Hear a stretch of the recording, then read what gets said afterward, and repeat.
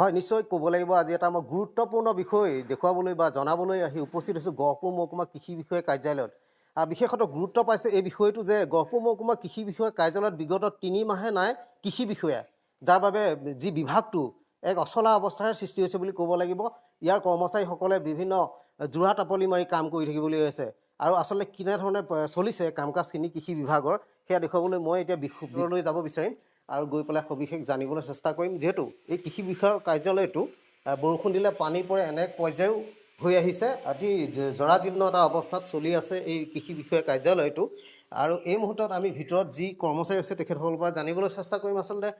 এই কৃষি বিষয়া কাৰ্যালয়টোত কিহৰ কাৰণে কৃষি বিষয়াগৰাকীক নিয়োগ কৰা নাই ইমান দিনে বা কি কেনেধৰণৰ তেওঁলোকে কাৰ্য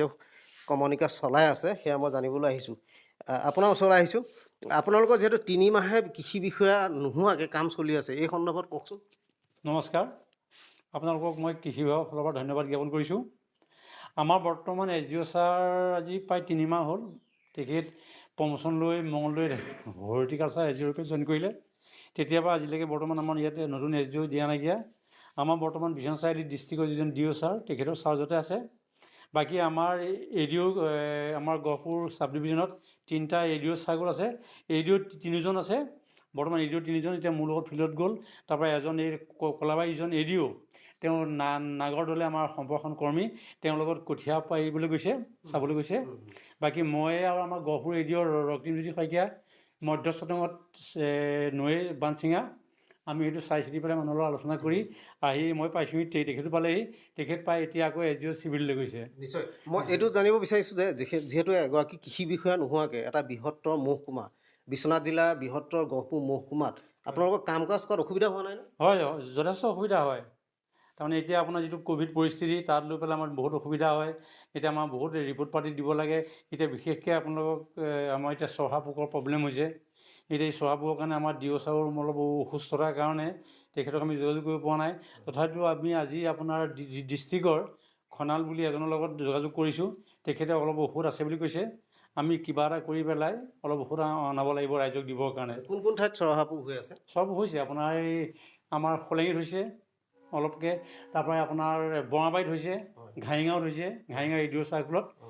চহা পোকে অলপ ক্ষতি কৰিছে বুলি কৈছে তাৰপৰি মই এটা কথা জানিব বিচাৰোঁ আপোনাৰ বৰষুণ দিলে পানী পৰে এই মুহূৰ্তত দেখুৱাইছোঁ সুধিম মই আপোনাক এই বৰষুণ দিলে পানী এই বিগত সময়ত আমি এই প্ৰতিবেদন দেখুৱাইছিলোঁ এই গহপুৰ মহকুমা এই কৃষি বিষয়ক কাৰ্যালয়টোৰ জৰিয়তে আমি দেখুৱাইছিলোঁ আৰু এই পানী এই ওপৰৰ পৰা পৰা পৰিৱেশ মই সুধিব বিচাৰিম পানীটো যে পৰিয়ে থাকে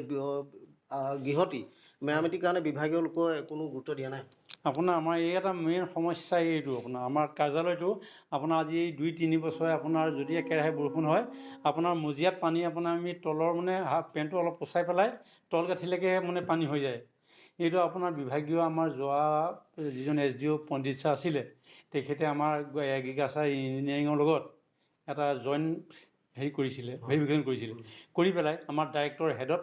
দুইজনে জমা দিছিলে কিন্তু তাৰ পৰা আজিলৈকে একো খা খবৰ পোৱা নাই আৰু নিশ্চয় যিহেতু কৃষি বিষয়া কাৰ্যালয়ত নাই সেই বিষয়টো আপোনালোকে বিভাগীয় ঊৰ্ধ্বতম কৰ্তৃপক্ষক জনাইছেনে নহয় আমাৰ ডিষ্ট্ৰিক্টৰ পৰা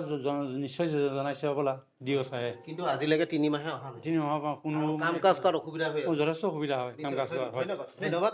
যিহেতু তেখেতৰ পৰা জানিব পাৰিলোঁ কৃষি বিভাগৰ এগৰাকী কৰ্মচাৰীৰ পৰা মই ইতিমধ্যে জানিব পাৰিলোঁ যে এটা অচলা অৱস্থা সৃষ্টি হৈছে বুলি ক'ব লাগিব এগৰাকী কৃষি বিষয়াৰ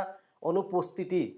যেহেতু ইয়ালৈ কোনো কৃষি বিষয়া এতিয়ালৈকে নিয়োগ কৰা নাই পূৰ্বগৰাকী বদলি হৈ যোৱাৰ পাছত আজি গহপুৰ মহকুমা বৃহত্তৰ মহকুমাটোৰ কৃষক ৰাইজৰ